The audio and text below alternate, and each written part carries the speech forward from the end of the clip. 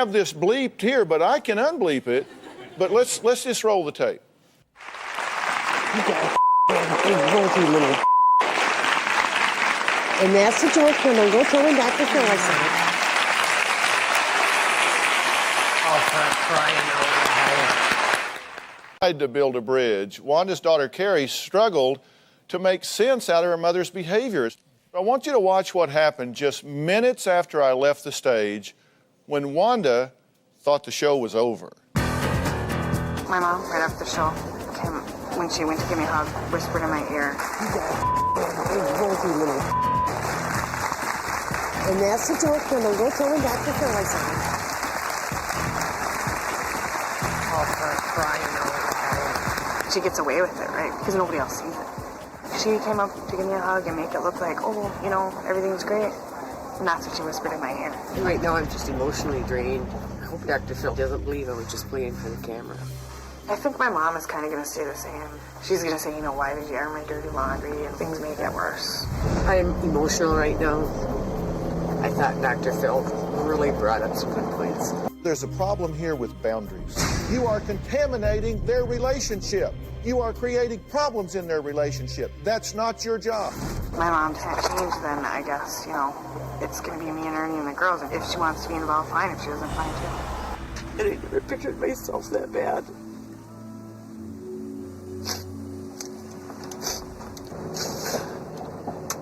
Maybe like Dr. Phil says, you know, you can't face an issue unless you know what it is, and he's right. I don't feel like I've lost my daughter. I hope not.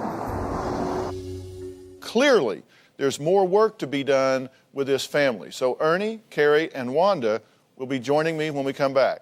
Plus, you need to find out who walks out of a family meeting when emotions reach a boiling point. We'll be right back.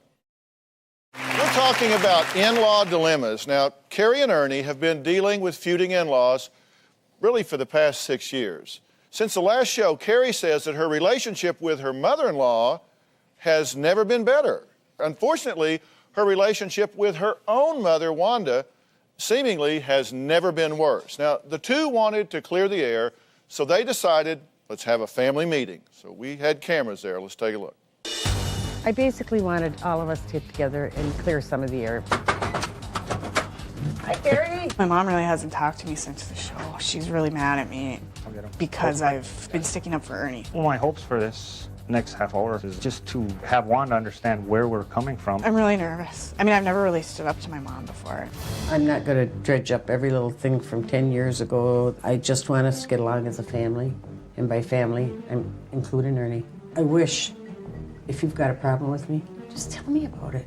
In the past, I felt like I have, and I've got jumped on for it. We never realized that you held this inside. I stuff it all down because, honestly, Fred, you have told me just that's the way things are. You got to learn to deal with it. How come you haven't for the last couple of weeks? How come I haven't heard Because you all call? we do is argue.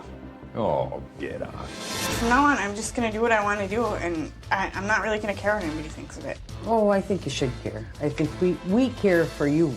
Everybody in this whole issue has said that I need to get a backbone. Everybody wants me to have a backbone for what they want me to have it against. Ernie wants me to have a backbone to stick up to, you know, you and his mom. You want me to have a backbone to stick up to Carol. Carol wants me to have a backbone to stick up to you. Since we're being totally honest here, I feel like Mom can say whatever she wants. That's your own fault if you don't say what you want. I have, Dad, and the consequences aren't pretty. I never realized I was that much of a thorn in your side. I'm just supposed to take all this crap all the time and act like it doesn't matter to me, like what you said to me after the show. How do you think that made me feel? I don't even remember. You called me a Oh. I mean, was it honestly a joke? It was honestly a joke. You got a big mouth, you little is what you said. No. Do you think I really meant Yes. Yes, I do. Sure had a hell of a lot thicker skin than this when you were in high school. Just a young I'm just girl, supposed to I'll have tell you thick skin, that's a deal. Well, I can't see we're dredging all this little stuff up. It's helping matters one little bit, so I'm getting out of here right now. It's enough for me. All right. Well, you guys are back. Okay, now you say that you said which to me, I'll give you that even I don't think that's right. It's pretty clear. But whether it was which, gritch, whatever, Was that said as a joke? To me, it was, and I think Carrie knows me well enough. Anybody can laugh, they can smirk all they want to. Carrie knows me well enough. Did you see her face at the end of that? Yes, I did. So is that the kind of thing you're talking about, that it appears everything's fine, but underneath, nyeh? Yeah. Okay, and the reason I'm asking you that, there's a point at which you just have to move forward. If we just said, all right, look, you cannot change the past. It's over. It's done. Okay. Nothing's going to happen. You've all said things about each other, but you've got to go forward from here. What do you need to stop doing in order for things to get better? I guess I've got to start being a better mother-in-law and a better mother. I never knew that I hurt Carrie's feelings that much. I'm very sorry, Carrie. And if I've got to change my whole lifestyle and my language, well, then I'll try to change. Nobody's asking you to do that. That's ridiculous. I know that when I said that on the show, that was very inappropriate. But look, you love your husband, right? Totally. I mean, he's the one. You're going to keep him. Well, I think we've been married 37 years. You've been married 37 years, and that's who you're married to.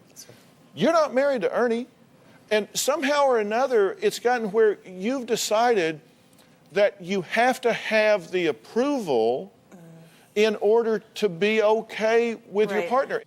You said, and I quote, Ernie and I felt great after the show. I stood up to my mom. I stood up to Carol, which I didn't think I could do in a million years. It has empowered Ernie and I. We are more of a team, and I feel much, much better about our relationship as a product of doing that. Yeah, that's true, and I Now, still feel that way. Then you need to decide, Wanda doesn't have to feel great about your husband. It'd be wonderful if you did. You've actually said he's a hard worker, he's a good husband and a good father. Yes, he is. And then you went on to say some other things about him that weren't very flattering. But maybe you can focus on those things. This is about boundaries and about maturity. You've got to put up boundaries here. And you really need to just kind of lighten up and love those grandchildren. If it's tolerating him, then you can live with tolerated, can't you? Mm-hmm. Yes. I can live with it. That would be an improvement, wouldn't it? It would be an improvement, yeah. Over some of the things that you've experienced in the past. And if you just tolerate her, I mean, he's been rude to you and said ugly things to you, and you admit that, right? Yep. And you admit that you've said ugly and rude things to him. That's unbecoming to both of you. So, this family needs a hero. It needs a lot of heroes. It really does. You know what I mean by hero? Somebody that just steps up and says, you know what? I'm going to be the one that is the bigger person here. Mm-hmm. The only person I control is me. You're either contributing to this relationship or you're contaminating it. If she's contributing to it, great. If she's contaminating it, shut the door. Okay. Same with you. Just decide, you know what? I am not going to get down in the gutter and fight this out anymore. I'm not going to do it. I'll take the high ground. You've got to forgive him for everything he said that he shouldn't have said, everything he's done he shouldn't have done. You've got to forgive Wanda for everything she's said or done that has been hurtful to you, and the same with you. You truly choose forgiveness and move forward. But the key to success is boundaries. It's none of your business how those two are getting along unless you're invited into it. It's not your job to have to please your mother all the time. Yeah, that's you're married. It's time to be an adult. Yeah. And I'm sure my mother doesn't approve of everything I do. And she watches me every day.